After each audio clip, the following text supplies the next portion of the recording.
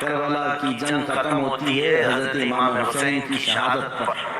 جب آپ کا سر مبارک الگ کر دیا گیا تو یہ جنگ ختم ہو گئی. جشن منایا یزیدیوں نے. تقریباً 22,000 کا جو لشکر تھا اس میں کئی مرے بھی تھے، لیکن جلد بازی میں سارے جتنے بھی شہداء تھے سب کو ادھر ادھر بکھیر دیا گیا، لیکن چند سروں کو انہوں نے جمع کیا. خاص طور پر مولا امام حسین رضی اللہ تعالیٰ عنہ کا سر، کیونکہ دلیل کے طور پر انہیں یہ لے کر کے جانا تھا یزید کے دربار میں کہ دکھایا جائے کہ ہماری جنگ بھی ہوئی اور ہم نے کاٹ بھی دیا ہے، ختم کر دیا ہے. کبھی کبھار انسان حیوانیت کا شکار ہو جاتا ہے اور اتنا گرتا ہے کہ جانور بھی ایسا نہیں کرتے. اسی لیے امام غزالی کی وہ بات یاد رکھو کہ انسان کی 3 قسمیں، کبھی افضل ہو جائے تو فرشتوں سے بھی افضل بنتا ہے، اور کبھی نیچے گر جائے تو یہ جانوروں سے زیادہ ذلیل ہو جاتا ہے. جانور اپنی برادریوں میں سے کسی کا ایسا بہشکار یا ایسا قتل نہیں کرتے جیسا انسان انسانیت کا کرتا ہے، انسانوں کے ساتھ کرتا ہے. تو بہرحال جس نبی کا کلمہ پڑھتی تھی یہ جماعت، اس نبی کے اس نواسے کو جس کو رسول اللہ بے حد محبت کرتے تھے اور جس کے متعلق یہ فرمایا تھا کہ یہ جنتی جوانوں کا سردار ہے، اس کو کاٹ کر کے لے جا رہے ہیں، سر بھی لے کر کے جا رہے ہیں ساتھ میں. اور جب کربلا سے نکل کر کے یہ سب سے پہلے آئے تھے کوفہ کی سرزمین، یہی تو امام حسین کو بلایا گیا تھا کہ آپ آ جائیے، یہاں سے آپ کو امیر المومنین منتخب کیا جائے گا.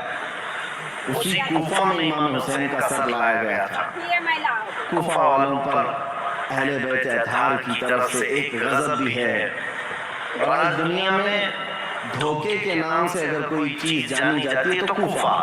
کسی کو اگر کہہ دیا جائے کہ کوفی ہے تو ایک محاورہ ہے، مثل بن گئی ہے کہ دھوکہ دینے والے کو کہتے ہیں، کیونکہ وہ دھوکے میں مشہور ہو گئے ہیں،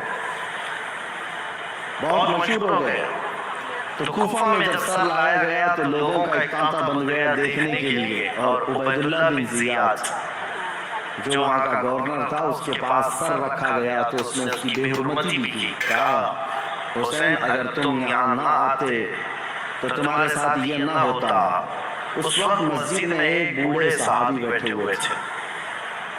عبید اللہ بن زیاد امام حسین کو کیا کہہ رہا تھا کہ ختم ہو گیا جھوٹا شخص بھی اور جھوٹے کا بیٹا بھی.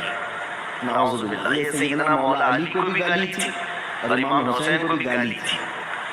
صحابی رسول کو برداشت نہ ہوا، 80 سال کی عمر کے تھے، مسجد میں کھڑے ہو گئے. کہا وہ ابن مرجانہ، اس کی ماں کا نام مرجانہ تھا، اس کے باپ سے لوگ جب کسی کو عربی میں گالی دی جاتی تھی تو ماں کا نام لے کر کے کہتے کہ باپ کا پتہ ہی نہیں. وہ ابن مرجانہ کہ تو جس کے بارے میں کہہ رہا ہے وہ اس روئے زمین میں سب سے اعلیٰ، اس کا باپ سب سے اعلیٰ اور اس کا نانا سب سے اعلیٰ ہے جس حسین کے بارے میں تو کہہ رہا ہے. اور میں گواہی دیتا ہوں کوفہ والوں، یہ عبید اللہ بن زیاد کذاب ہے، دجال ہے اور دجال کا بیٹا ہے، کذاب ابن کذاب ہے. انہوں نے اپنا حق ادا کیا، بھری محفل میں بھی حق بات کھڑے ہو کر کہہ دینا. عبید اللہ بن زیاد نے اس بوڑھے صحابی کو اسی مجلس میں قتل کروا دیا. 80 سال کی عمر کے تھے. دیکھیں ہر زمانے میں حق بات کو ایکسپٹ کرنے والے اور بڑھ چڑھ کر اعلان کرنے والے موجود رہیں گے، بزدل چاہے جتنے بھی بن جائیں، لیکن کوئی نہ کوئی مجلس میں رہے گا، کیونکہ اللہ کا دین ہے اور صبح قیامت تک اللہ حق بولنے والوں کو زندہ رکھے گا. پھر اس کے بعد یہ سر امام حسین کا دمشق لایا گیا جو ملک شام کی راجدھانی ہے. دمشق میں یزید کا تخت خلافت تھا. وہاں پہلے ہی سے لوگوں میں اعلان ہو گیا تھا کہ کربلا میں جو جنگ ہوئی اس میں لٹا ہوا قافلہ آ رہا ہے. امام حسین کو، ان کے سر کو اور ان کے خاندان کی بیویوں کو اور ان کے بیٹوں کو قیدی بنا کر لایا جا رہا ہے. امام زین العابدین امام حسین کے بیٹے جو بیمار تھے کربلا میں، وہ جنگ میں میدان میں نہیں اترے، بیماری کی عالم میں ویسی رہے، اور وہ بھی چل کر کے دمشق پہنچے. وہاں پر بتایا گیا ہے دمشق شہر میں تاشے بج رہے تھے، ڈھول بج رہے تھے، باجے بج رہے تھے. امام حسین کا سر آ رہا ہے تو ایک جلوس کی شکل تھی. لوگ اپنے اپنی برآمدوں میں آ کر چھتوں پر کھڑے ہو کر دیکھ رہے تھے کہ یہ جلوس آ رہا ہے. اس عجیب حال ہے کہ شاعر نے بہت اچھے انداز میں کہا ہے کہ عجیب امت ہے، قتل کیا شبیر کا وہ بھی نعرے تکبیر کے ساتھ. یعنی ایک طرف اللہ اکبر کہنے والے ہی ہیں اور اسی رب ذوالجلال کے سب سے پیارے محبوب صلی اللہ علیہ وسلم کے نواسے کا قتل کر رہی ہے امت، اور پھر اس کے بعد اس کو گھما بھی رہی ہے. جب لائے گئے دمشق تو یہ حالات تھے کہ باجے بج رہے، ڈھول بج رہے، تاشے بج رہے، اور یزید کے دربار میں یہ لٹا ہوا قافلہ جب پہنچا تو یزید نے مگرمچھ کے آنسو بہائے اور کہا حسین اگر تم بغاوت نہ کرتے تو یہ حالات نہ ہوتے، اور اگر میرے سامنے آ جاتے تو میں قتل کا حکم نہیں دیتا. یہ سب حالات لکھے ہوئے ہیں، لیکن میرے عزیزو ایک بات ہے میں یہاں پر کلیئر کر دیتا ہوں. بعض ایسے لوگ ہیں جو تحقیقات کی بنیاد پر یہ کہتے ہیں کہ یزید تو افسوس کر رہا تھا امام حسین کے قتل پر، وہ راضی نہیں تھا.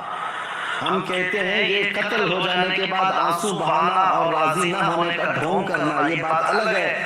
اگر یزید حقیقت میں راضی نہیں تھا تو امام حسین کے قتل کے سلسلے میں جتنے کوفہ میں گئے تھے ان کو پکڑ کر سزا بھی تو دے سکتا تھا، لیکن سزا کسی کو نہیں دی گئی. اس کا کیا مطلب ہے؟ ایک طرف تم رو کر کے لوگوں کو بتا رہے ہو کہ میں اس سے راضی نہیں تھا. اگر تم راضی نہیں تھے تو عبید اللہ بن زیاد، عمر بن سعد، شمر، خولی، یہ جن لوگوں نے مولا حسین کے ساتھ ظلم کیا، ان کے بچوں کو مارا، یزید بھرے دربار میں بلا کر کہتا کہ انہوں نے میری رضا کے خلاف کام کیا ہے، رسول اللہ کے بیٹے کا قتل کیا، لہذا ان کا قتل ہوگا. کہیں تاریخ میں نہیں ملتا ہے. لہذا یہ ڈھونگ رچانا یہ ایسا ہی ہے میرے عزیزو کہ صرف اتنا بیان دے دینا کہ ہمیں کھیت ہے، ہمیں افسوس ہے. یہ تو پولیٹیشین جیسے آج بھی کرتے ہیں، سیاسی لوگ. قتل ہو جائے، پورا کا پورا گاؤں جل جائے، اس کے بعد تم ایک سٹیٹمنٹ دے دو کہ ہمیں کھیت ہے، ہمیں افسوس ہے اس بات کا. تو کیا اتنا کہہ دینے سے ساری چیزیں ختم ہو جائیں گی؟ اسی لیے میں نے تقریر کی شروع میں ہی کہا لمحے نے خطا کی صدیوں میں سزا پائی. کبھی ایک لمحہ خطا ہو جاتی ہے اور اس کی سزا قیامت تک قائم رہتی ہے. یہی یزید نے کیا. 3 سالہ دور تھا اس کا، صرف تاریخ میں موجود ہے اس کی حکومت سے 3 سال چلی، لیکن ان 3 سالوں کے اندر جو اس نے ہولناک یہ حادثہ کیا ہے تو اس کی مذمت اور اس کی وجہ سے اس پر لعنت یہ صدیوں تک جاری رہے گی.